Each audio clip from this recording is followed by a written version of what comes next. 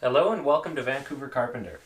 So this is a really common problem with drywall. When you're doing some demo and you rip something off the wall and it exposes all this brown underlayer of the paper in the drywall. You may have already experienced when you mud over top of this, what happens is it causes all of this to blister really badly.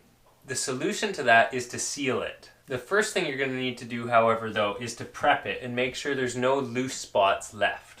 So I usually just use a putty knife and I go around scraping and kind of cutting it off with a blade. I prefer to use this over an X-Acto knife. Some people like to use a razor and they'll cut and they'll peel it off and it'll have a nice clean line. But what I don't like about that is that it scores the drywall and leaves a weak spot where it could crack in the future. So I usually just use one of these. You just find the edge where it's starting to peel.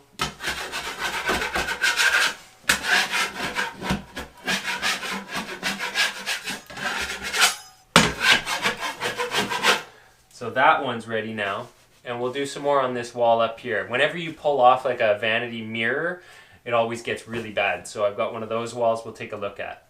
So yes, as you can see, there's all kinds of stuff.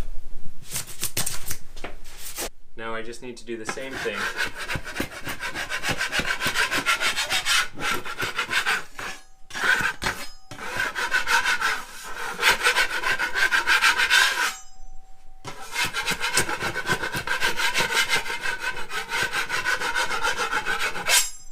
Even little bits like that should be taken care of. It's okay if it gets a little bigger too. Don't worry about it. As long as it has a clean edge that's not peeling anymore.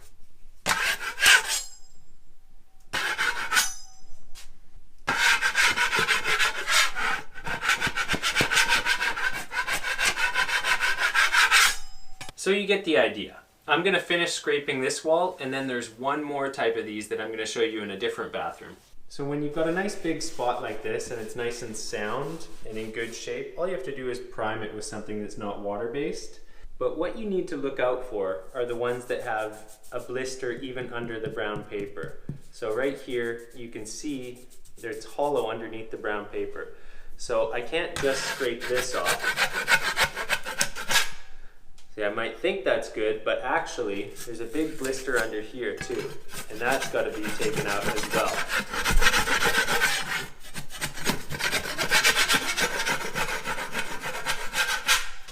So now that's looking good. I got rid of that big blister in there. So this can now be primed and then sealed later. Another one down here, same thing.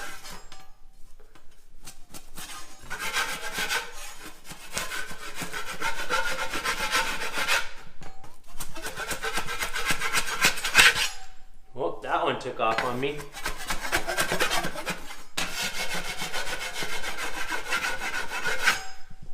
Now let's get into what to use to prime it with. So I prefer to use the shellac-based primer. What this is basically an alcohol-based primer. And it even smells like rum too, which is probably where the term shellac comes from. But there's a few products you can use. So one of them is Zinsser Guards. And that is actually a water-based product, but you have to leave it for at least 24 hours before you can do it. So I like to be able to coat this with mud the same day. On the can, actually, it says dry 15 minutes to the touch, 45 minutes to recoat. So within an hour, you can be putting mud on top of this. Oil-based products I don't like as much because the smell lingers way longer, and you still have to wait at least 4 or 5 hours before you can coat it with mud. And even still, 24 hours is best. But the shellac-based stuff dries so fast. And also the smell, while it's really strong at first, it does end up clearing out. So, time to get shellacked. So you can get ones in a spray can. That works really nicely too, except my preference is actually to roll it on because I like to really mash it into here to make sure that it's really saturating. Because a lot of the time when you use a spray can, it seems like it just kind of sits on the surface and doesn't saturate properly. Looks like milk. Doesn't smell like it. It's actually not a bad idea to be wearing an organics respirator when you're doing this, but I'm gonna just run through this place as fast as I can and, I don't know, hang it on the balcony for 20 minutes after. It's really thin too. So you can see it's dripping. but the thinness is what helps it saturate right in. And I like the roller because I can really get under everything. So a brush also works quite nicely. Yep, it smells strong, but honestly, I don't think it's as bad as oil. It sort of smells like eggnog or something. Also, when you're spraying, it doesn't seem to get under any little flaps that might have accidentally been left, and with the roller or a brush, you can kind of mash it in and really make sure it gets saturated. Definitely my preferred method of doing it.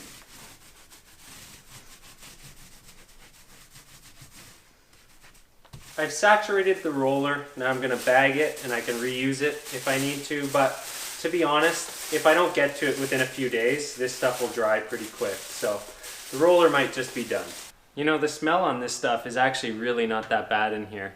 I don't think I actually have an excuse to go stand on the balcony. I'm just going to have to open a window and keep on working.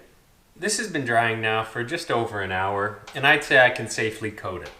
This right here is just some brown paint from somebody's last reno.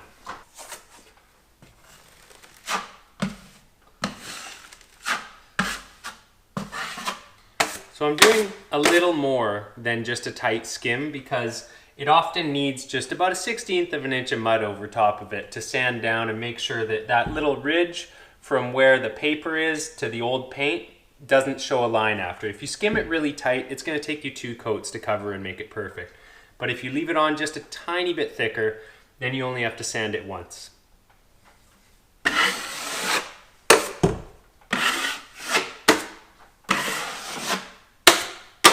So that's my method for sealing and repairing the torn drywall paper. It's fast and effective, and I've been doing it that way for quite a long time. So if you found this video useful, you can let me know with a thumbs up. Feel free to subscribe so you don't miss any other videos. And thanks for watching Vancouver Carpenter. Until the next video.